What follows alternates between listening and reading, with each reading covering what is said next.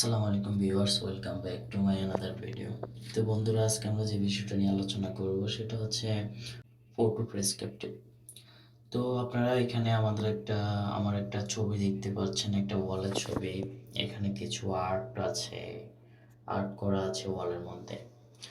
তো আমি যদি আপনাদেরকে আরেকটা ছবি দেখাই, এই যে ওই ওয়ালের মধ্যে আমার একটা ছবি, এখানে কিন্তু মনে হচ্ছে যে ওই আর্টের মতোই আমার ছবিটাও এখানে আর্ট করা হয়েছে। ঠিক আছে, মানে একটু রিয়েলিস্টিক ভাব আছে, বা মনে হচ্ছে সত্যি সত্যি আগের ছবিটার মতো আমার এটাও এখানে আর্ট করা হয়েছে। তো আমরা দেখব কিভাবে আমরা যে কোনো ওয়ালে বা যে কোনো অবজেক্টের উপরে আপনাদের ছবি এভাবে আপনারা অ্যাডজাস্ট করতে পারেন। তো চলুন মূল ভিডিওতে চলে যাওয়ার আগে বলছি, অবশ্যই চ্যানেলটি সাবস্ক্রাইব করবেন এবং ভিডিওটি ভালো লাগলে অবশ্যই একটা লাইক দিয়ে দেবেন। তো চলুন চলে যাই আমাদের মূল ভিডিওতে, মূল টপিকসে।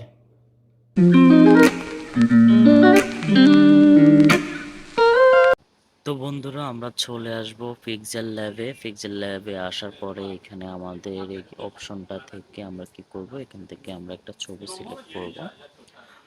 আমরা গ্যালারিতে চলে যাব, গ্যালারি থেকে আমরা একটা ছবি সিলেক্ট করব।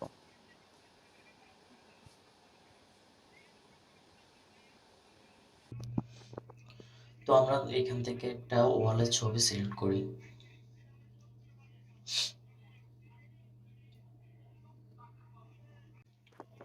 তো আমরা ছবিটা সিলেক্ট করলাম, আপনার চাইলে যে কোনো সাইজ এখান থেকে নিতে পারেন। তো আমি 16:9, যেটা ইউটিউবের জন্য, এটা নিলে ছবিটা অনেকটা কেটে যায়। আমরা ফ্রি সাইজ নিই, ফ্রি সাইজ নিয়ে এটা আমরা আহ, এতটুকু রেখে এটা ডান করলাম।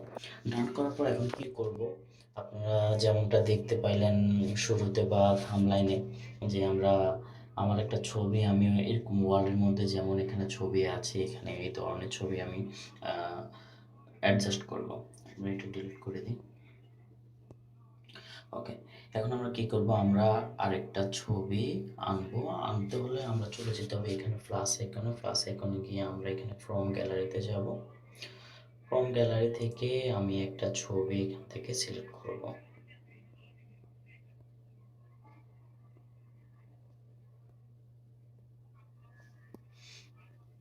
এখানে আমরা গ্যালারিতে চলে যাই।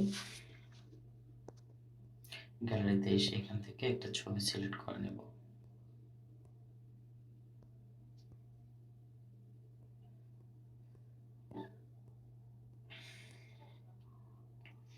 যেমন আমি আমার এই ছবিটা সিলেক্ট করলাম। সিলেক্ট করার পর আমরা এখানে ডান দিব। ডান দেওয়ার পরে দেখুন, আমরা যদি এইভাবে ছবিটা এখানে বসিয়ে দিই তাহলে কেমন দেখাচ্ছে। তাহলে কিন্তু এটা মানে বোঝা যাচ্ছে এটা যে এটা আলাদা একটা ছবি, কোনো আর্ট না বা কোনো ডিজাইন না। ঠিক আছে, তো সেজন্য আমরা কি করতে হবে, আমরা চলে যাব এখানে, এই যে সেটিং একটা অপশন আছে, এখানে চলে যাব। চলে যাওয়ার পরে এখানে নিচের দিকে যেতে যেতে আমরা একটা অপশন পাবো, পার্সপেক্টিভ। ঠিক আছে, আমরা এটাতে চলে যাব। চলে যাওয়ার পরে আমরা এটা এনেবলড করে দেবো। এনেবলড করার পর আমরা এটা এখানে ওয়ালে অ্যাডজাস্ট করব। ওয়ালটা ঠিক যেভাবে আছে আমরা ছবিটা এখানে অ্যাডজাস্ট করে দেব।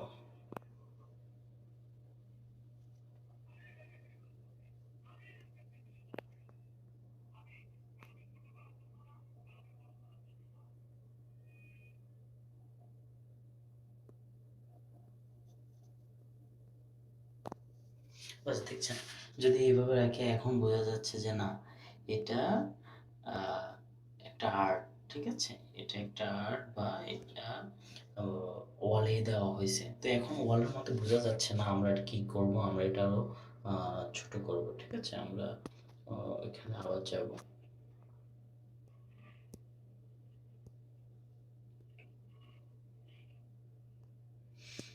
আমরা আবার পার্সপেক্টিভে যাব। যাওয়ার পরে এটা আমরা ছোট করে দেব। ঠিক আছে, এত বড় আমরা রাখবো না, আমরা এতটুকুতে রাখি, একটু ছোট করে দিই। ওয়ালটা শেপ যেভাবে আছে আমরা ঠিক ওইভাবে ছবিটা রাখবো। একটু ছোট করে দিই।